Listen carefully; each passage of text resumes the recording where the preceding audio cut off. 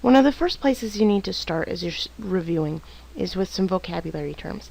These are terms that you will either be asked about directly on the test or terms that are going to help you correctly respond to questions on the test. The first term is culture. Culture is a body of customary beliefs, material traits, and social forms that together constitute the distinctive tradition of a group of people. This can consist of things like religion, traditions, customs, any kinds of behaviors a set group of people have. You'll see an American culture, but you'll also see subgroups of cultures within large groups. So the cultural practices of Minnesota might be different than some of those for Indiana. The next is cultural diffusion. Cultural diffusion is the spreading of culture or ideas from one culture to another. So you spread something from one country to another, one group to another. An example is Genghis Khan spread ideas and cultural advancements from one group in his empire to another. He would take people who were knowledgeable in one area and move them throughout the empire, teaching other people the same skills and knowledge.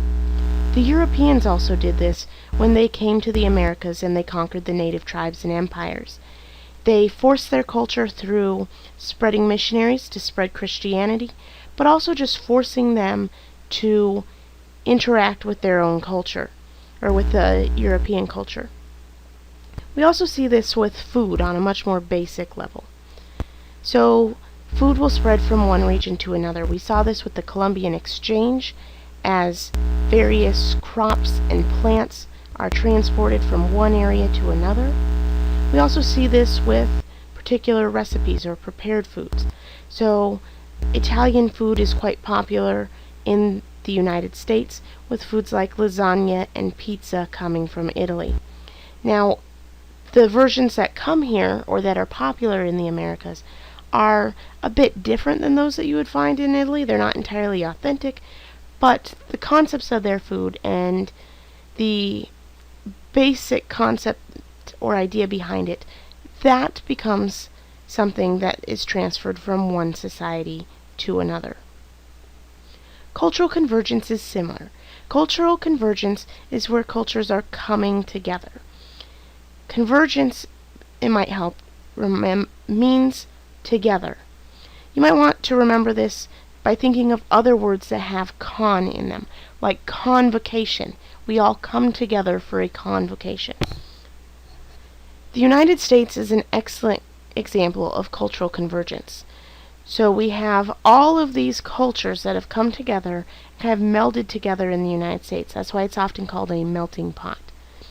So all of these cultures have come together, and largely they end up influencing each other. That doesn't mean everyone adopts everyone else's customs, but the customs of some groups influence the customs of others. Cultural divergence is the opposite of cultural convergence. This is where cultures separate, and where they typically, it's done as a distinct choice that we are going to do things differently. A good example is in the 1400s, China stopped exploring. So they had been a dominant group as far as exploration, having far superior technology and knowledge when it came to exploration. However, for many reasons, but one of them being that they saw themselves superior to other countries, and that these other countries didn't have anything of specific value to offer, China shut itself off and became distinctly separate from other countries. Israel also sees a lot of cultural divergence when it's compared to the other countries of the region. Israel, which is Jewish, and the other countries of the Middle East, which are Muslim, experience a great deal of conflict, and this leads to cultural divergence. An agricultural hearth is another important term for you to know. Agricultural hearths formed when the first permanent settlements were starting. People were just beginning agriculture. They were just starting to plant seeds and realizing that these would come up year after year and they could plant them and harvest them. As they're doing that, the people have to stay in one place, and so they come together in these first permanent settlements. These agricultural hearths then lead us to the culture hearth. So that's our next vocabulary term. So as these agricultural hearths are advancing, people are beginning to specialize because not everyone's needed to do the work of getting food, which used to be a full-time job for several people. We have specialties starting, like people who are able to focus all their time on things like pottery or weaving fabric or developing some other sort of skill. People who make farm equipment, things that are of use to the community. They are also forming governments. These hearths are transforming from simple centers of agriculture to centers of culture. Matriarchal is another word that you'll need to know, and this just simply means that it's led by women. Urbanization is another term, and this is the formation of cities.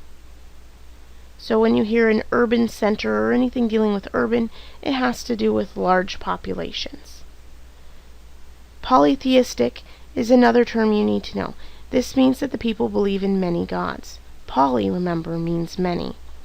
So examples of this would be the Greeks. You've all heard the stories of the Greek mythology with Zeus and all of his other gods. The Maya, the Inca, and Aztecs also practiced polytheistic religions. Monotheistic religions believe in just one god. Mono, remember, means one. The three major monotheistic religions within the world are Judaism, Christianity, and Islam. Khan is another term, and that means leader. So it's the Mongolian term for leader. So Genghis Khan, remember, was not his name. Khan was his title, that of leader.